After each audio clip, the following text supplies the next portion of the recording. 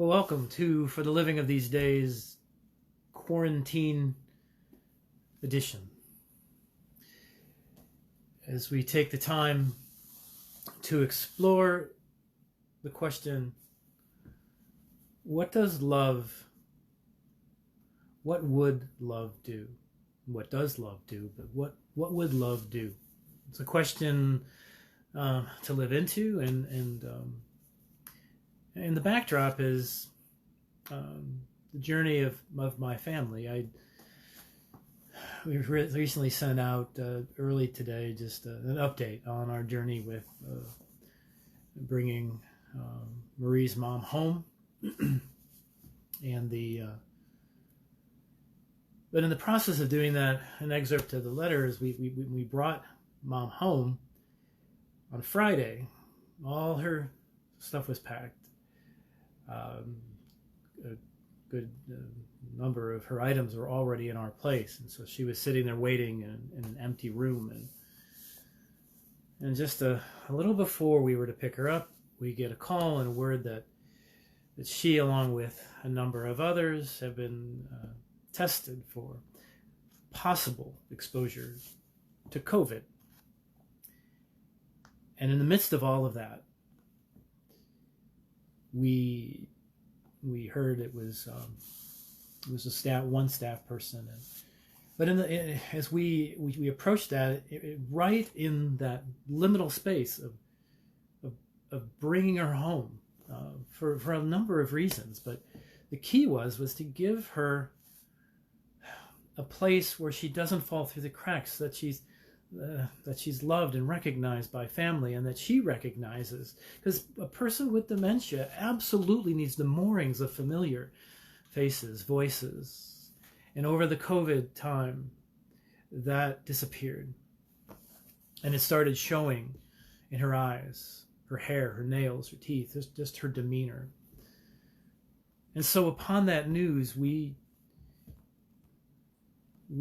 made the decision, and it was that we bring her home, and we wait with her, because there was no other decision to make. So with that backdrop, and indeed the question, what would love do?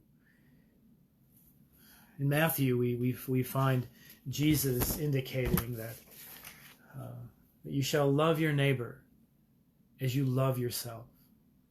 John 15:13, no one has greater love than this, than to lay down one's life for one's friends. Matthew 25:36,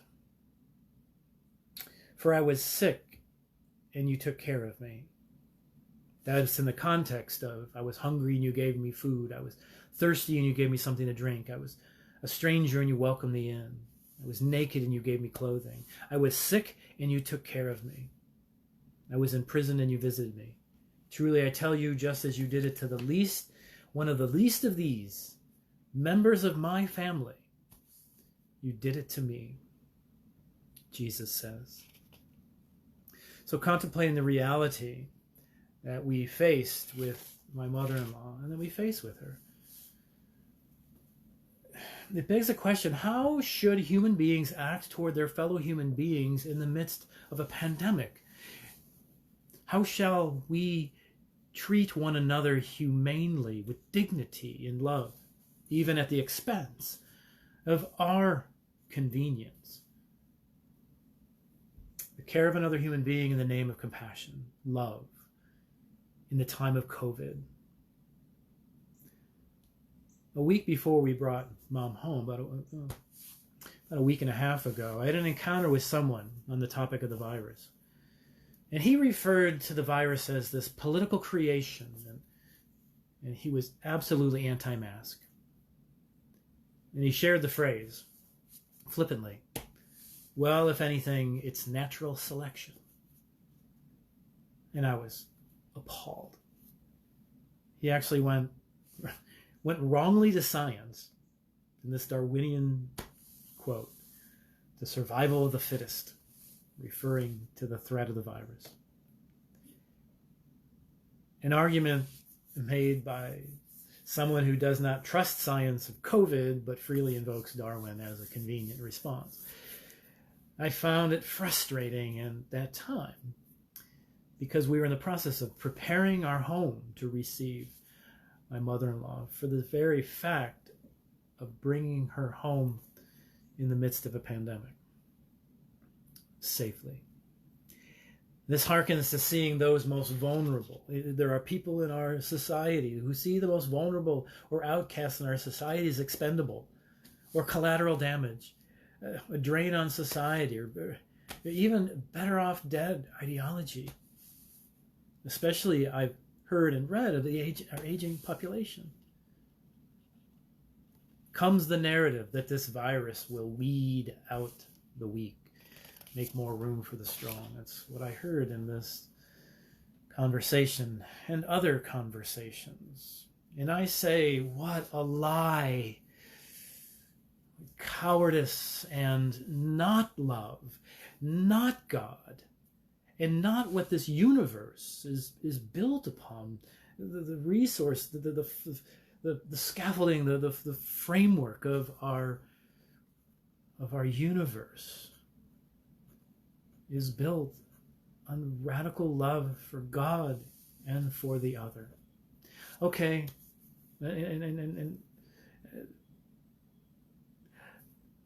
but when COVID visits your family and friends and community, you begin to have a different perspective.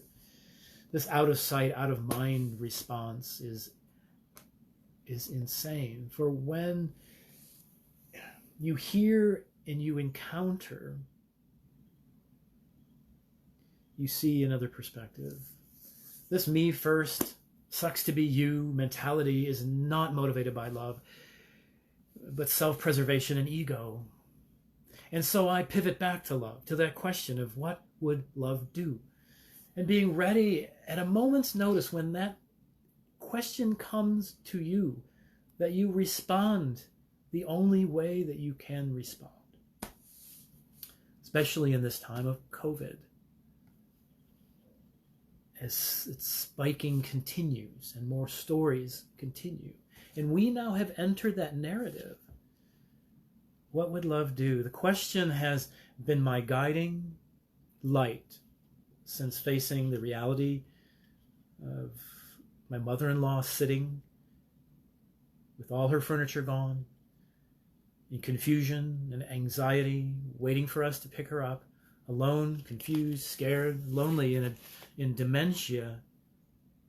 The moment is all you have and you lose your perspective. Someone with dementia is always searching for faces and voices and artifacts of the familiar to anchor themselves. And none were there at that moment. We received the call. After the removal of all her familiar belongings that have been her sanity, an anchor of remembrance. In the midst of her dementia, belongings that were now transported to our home no longer existed. And then in the midst of that, a cotton swab is placed in her nostril all the way back to her nasal cavity. And sitting and waiting in the midst of the unfamiliar and the unknowing actions of people who she still doesn't recognize. Marie and I could only play out the scenario of the death or spirit, completely unaware of this new reality about to befall her, and the searching and the waiting in the dark, and there we were, faced with the reality. What would love do? Do we rush in? We bring her home to family. We wait with her, quarantine with her, give her familiar rooting because she remembers us. She remembers her kitty Lily, and so we would not push her back into the darkness of COVID. Would not push her into the nightmare of fear and loneliness that we knew awaited if we did not pick her up. And the continuation of falling through the cracks because she is just strong enough to not need as much attention. To face this alone would be pure loneliness. The death of spirit can be worse than the death of body. living death where there is no escape. Such is what went through my mind at that time on Friday. To us, there was no other decision to make than to bring her home. It was that our moment of truth. We all will have one. We all have many, but that was ours at that time. And don't get me wrong, nursing facilities are absolutely beautiful and wonderful. It served her well for 2 years. Our decision to bring her back goes far beyond COVID. But we faced the decision, COVID or no COVID, to give her dignity and love and a home.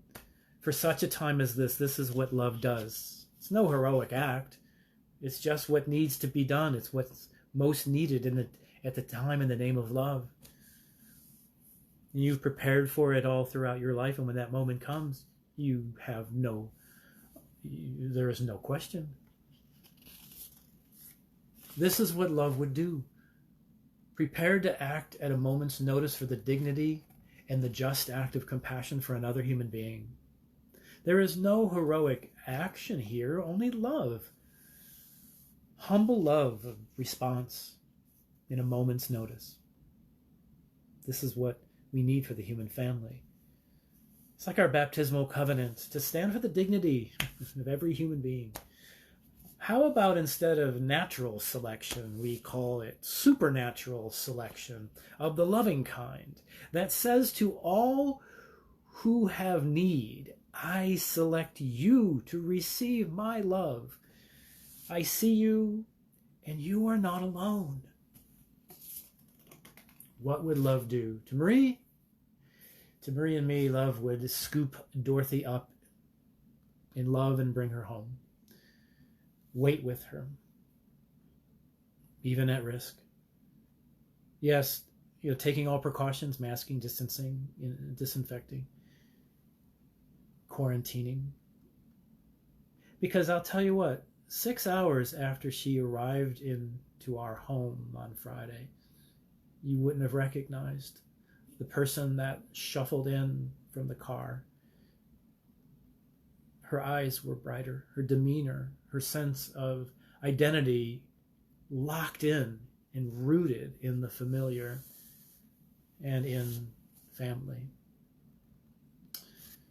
Every aspect of her demeanor changed and brightened. So what would love do? Love wears a mask.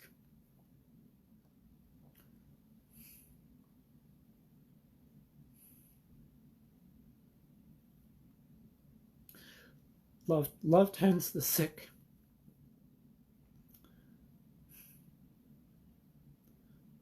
Love honors the human. Love believes the science. Love does not complain of inconvenience. Love is always ready to make decisions at the spur of the moment.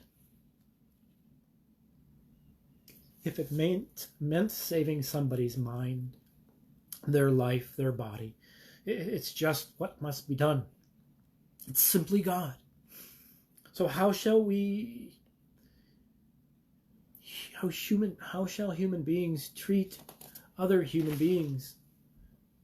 It's a continuation of the ideal, the Jewish ideal of tikkun ulam, repairers of the world. Each act of love for another human being repairs the world. So be on the side of humanity. Love your neighbor as you love yourself. You self-quarantine if you love your neighbor, even if you are inconvenienced. You welcome care for the sick and invite the lost into your lives, even at the risk of blank. You fill in the blank. This is what love does.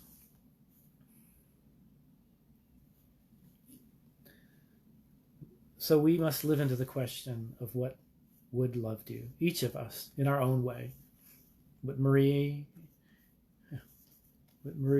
we have done is just a spiritual practice in our lives that we're growing through and that we're living through and that we will live through. It would be a good spiritual practice for you to offer your best to others in that question of what would love do. The spiritual practice to give ourselves, the best of ourselves to God and to others. Simply, humbly, in the time of COVID. It is simply telling another person, as I see you, you are safe. We love you. Welcome home. I'll tell you this much in conclusion, is today, this morning, 6 days of quarantine and more for my mother-in-law. My mother-in-law is happy as a clam. That's a good phrase to use. And to this morning, I simply looked in on her and I asked her how she was, and she says, happy. I feel so happy. That's all I needed to hear. God bless you in this time of COVID. We're all in this together. Don't panic. Be loving. Until next we meet. Peace.